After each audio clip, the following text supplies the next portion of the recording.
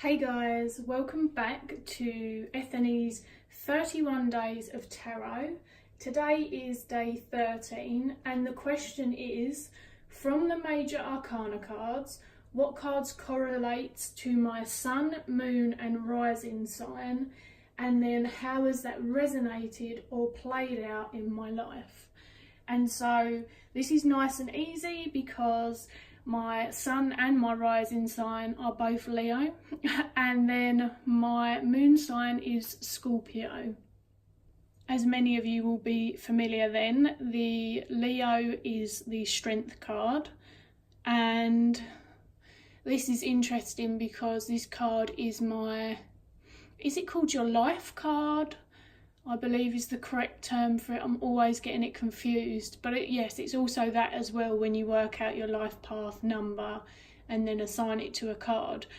So this card literally comes up in terms of any astrology or connection or numbers and things for me always. Strength resonates with me a lot, and it's something that I've spoken about in videos before, so I will keep this somewhat brief.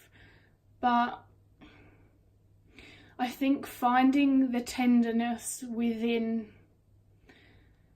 the difficult and the chaos and the sometimes confronting in itself, you know, you've got the rose but you've got the thorns here, and you've got the presence of the lion and just how gentle and beautiful they are, but just how powerful and assertive they can be as well.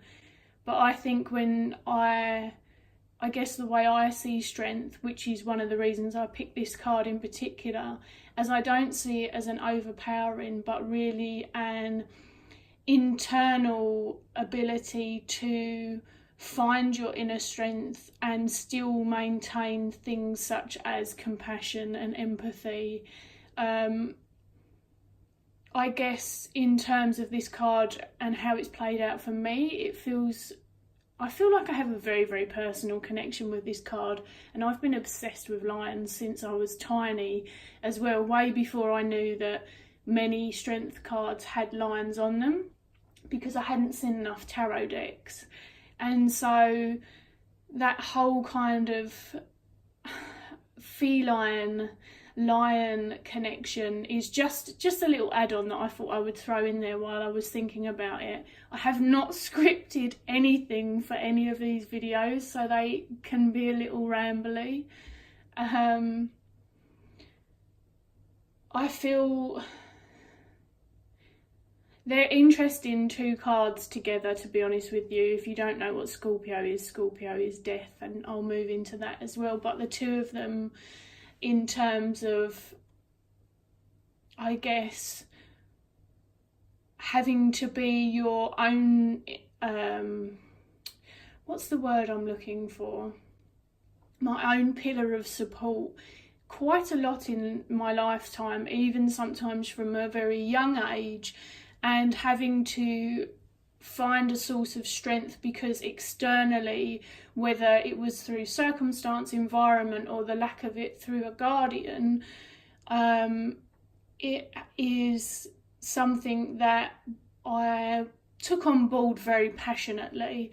And I think that from a very young age I was always honing in, and I do think that strength is kind of your defense mechanisms and things like that, because obviously there's light and shadow to these cards, and tapping into having a good armor and a good set of defense mechanisms and a really keen sense of wanting to stay safe, maybe heightened more than a sort of a natural healthy state of being.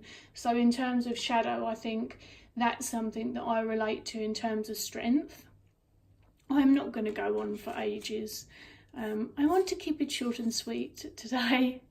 And then we've got Scorpio, which is the death card. I don't have firm beliefs around, I'm very much one who hasn't really decided what they believe in terms of our reason for being here as human beings, and if we're here more than once, and all of that jazz that a lot of people in the community have formed long-standing or solid or, you know, firm opinions of. But certainly in this life, it has felt like there's been... Everyone has their shit, right? Everyone has their shit. And I am doing a lot better than hundreds of people all over the world. And so I guess I find it quite difficult to say this, but if I'm being honest, on one level, I feel like the pain and the loss of the death card has been consistent in my experience. Without going into that kind of story, I resonate with that cycle of everything kind of feeling like it's been lost, and the pain and the kind of decay that we may see in death before a new cycle starts or something begins to bloom from that, before there's even the possibility for, you know, fresh renewal and fresh growth and that kind of aspect that people see within the card. But really just the turmoil, I guess, is something. And it's interesting because my experience of that has led me into the therapeutic career that I have chosen to support people through that period of their life. And so, and I guess really tap into their version of their strength as well. So these two cards definitely resonate, both on a personal experience. They're two cards that I feel I understand on various levels, and also two cards that probably, if I look at them, definitely fit with, as I say, my chosen career route, the way that I engage with people. It's always interesting talking about how we feel the cards are, because obviously it's much more of a personal connection than that general. And so I think sometimes I wonder if people will be able to understand what I'm saying, because I'm trying to describe a felt experience and I'm still being a little vague because some of the aspects I just don't feel the need to share. That's it for me, bit rambly, not sure it made sense, but I'm gonna roll with it, and that's all okay. I'm looking forward to hearing everyone else's, and I will catch you guys again tomorrow.